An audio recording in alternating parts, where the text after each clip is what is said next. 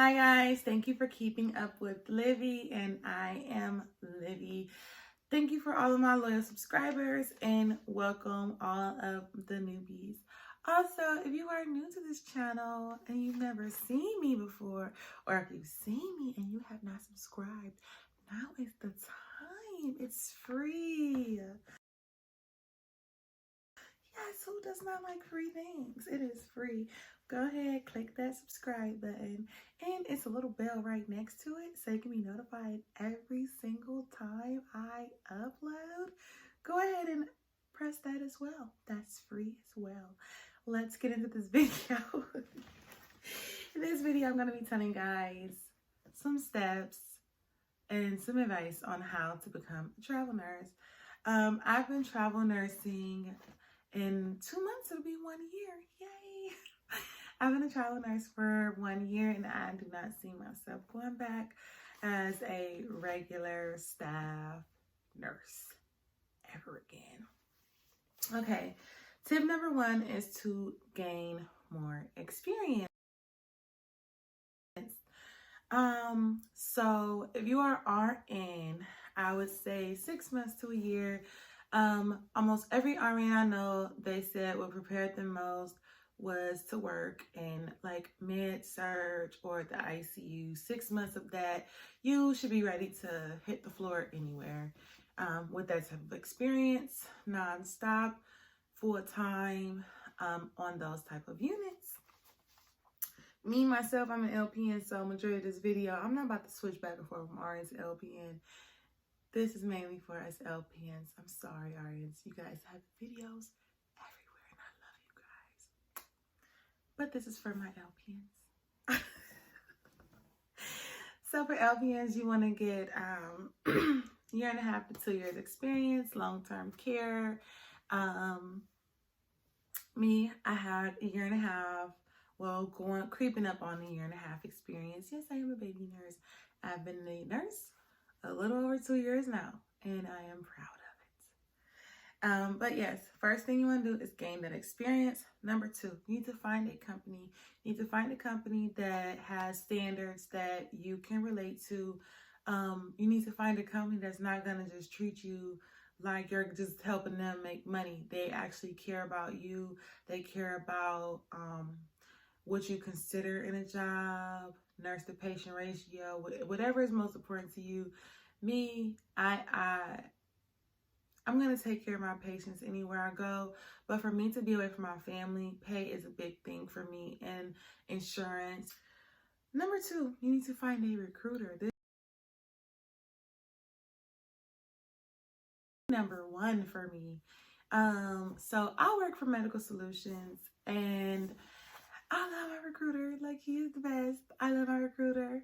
But I have had other companies call me, because when I first decided to become a travel nurse, it had me put in my number on this website, and multiple companies call me. Some of these recruiters are so dry, and they seem as though they don't care. I can't have a recruiter like that. I need to have a recruiter that I can talk to. If there's problems in the building that I'm working at, I can go to them, and I know that they actually care about what I'm going through. I need a recruiter like that, okay? And that's what I have. You need one that advocates for you, one that's going to get the job done. You don't want a recruiter that's going to drag their feet and then say it's a job. Say you've been waiting for this job in California. You've been wanting this job in California. And your recruiter tells you about the job, and then they're like, whoa, yeah, somebody already been subbed for that. I forgot to submit you for it. I have coworkers who do travel nursing, and they have recruiters like that, where their recruiters tell them, plain old, I forgot to do that for you. You forgot to do what for me? Excuse me?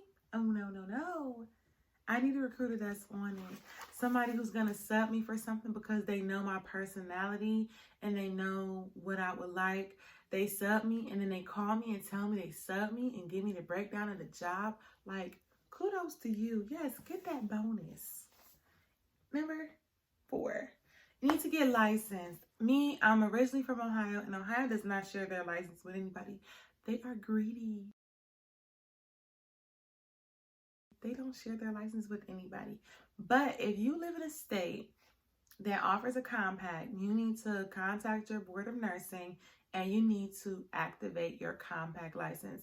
Once you activate that compact license, you can go, I want to say it's about 17 or 18 states that you could travel to. As long as the job available there and your compact is active, you can go.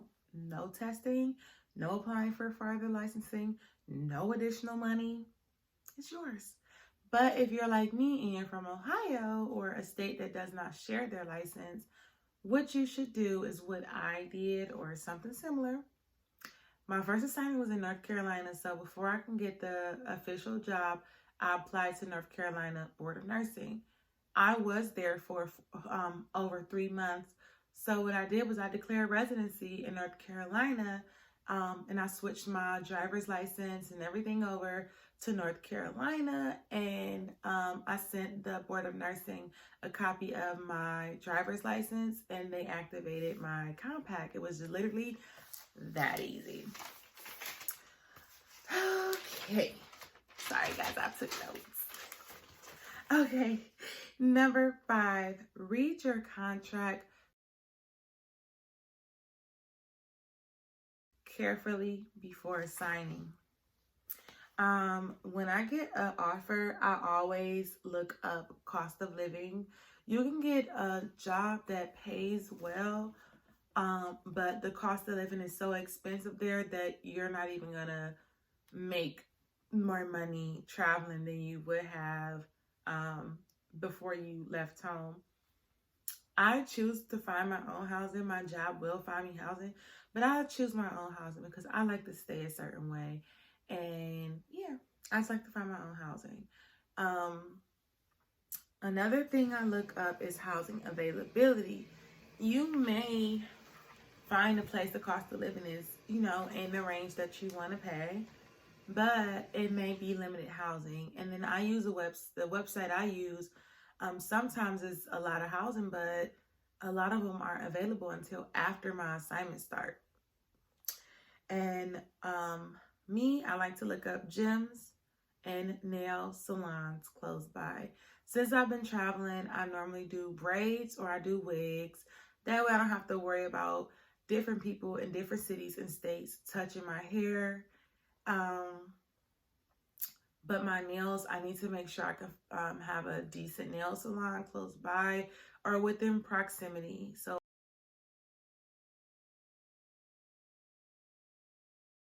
sometimes I look it up through Instagram and use the hashtag. So right now I'm in the Tampa area, so I'll just hashtag Tampa nail technicians or Tampa nails, and it'll be a bunch of people to pop up. I can look at their booking prices and things like that ahead of time, their pictures and testimonials and things like that. And then when it comes to gyms, I always keep me a Planet Fitness Black card. I used to hate Planet Fitness because I like Lifetime, but Lifetime is not everywhere and it is not always 24 hours. And no matter where you go, you will always find you a Planet Fitness in close proximity. That way you can stay in shape. And then also I look up attractions because we're not going to work every day. You want to make sure that when you are off, you're going to have things that you can do. Sometimes it's better if your job is in the middle of nowhere. Sometimes it's good to just take that extra drive and live in the closest nearest city. So when I was in Wisconsin, my job was literally in the middle of nowhere. It was like farmland everywhere. It was nothing out there. But I opted to live in Milwaukee. I drove 50 minutes to work. But when I wasn't at work, I had the aquarium, I had the lake, I had the art museum, I had so many nice restaurants and nightclubs and, lounges. I had so much stuff that I can do on my off days, opposed to if I opted to live on the farmland, I would have been in the middle of nowhere and had nothing to do. So that's something to look at. Number 6, only pack the essentials. My first assignment, I overdid it. I mean, when I say I packed a mini apartment, I packed a mini apartment. I don't know how I fit all that stuff in my car. I really do not know how I fit all that stuff in my car. And yes, me personally, I drive from location to location. I do not care. I'm not paying for my stuff to be shipped. I will take that extra time and I will drive. I will break a drive down into 2-3 days if I have to. My Florida trip was the only one I had to break down into 2 days. But other than that, yeah. But back to what I was saying. Pack the essentials. Don't overpack clothes. You want to make sure you look up the weather for the stay of your contract. So when I was in Wisconsin, I had never been in Wisconsin before. I went from North Carolina, nice hot Carolina weather, to freezing cold Wisconsin weather. So what I did was I went on Google and I typed in 30-day forecast for blah, blah, blah, blah, blah, Wisconsin. And it gave me a whole breakdown of their weather predictions as to what it may possibly look like. And I do strongly recommend to look at that 30-day forecast. It may not be to the T, but it is very close predictions. And you want to pack clothes that match that weather. You need to make sure that you have proper shoes. Make sure you have all of your electronics and chargers, okay?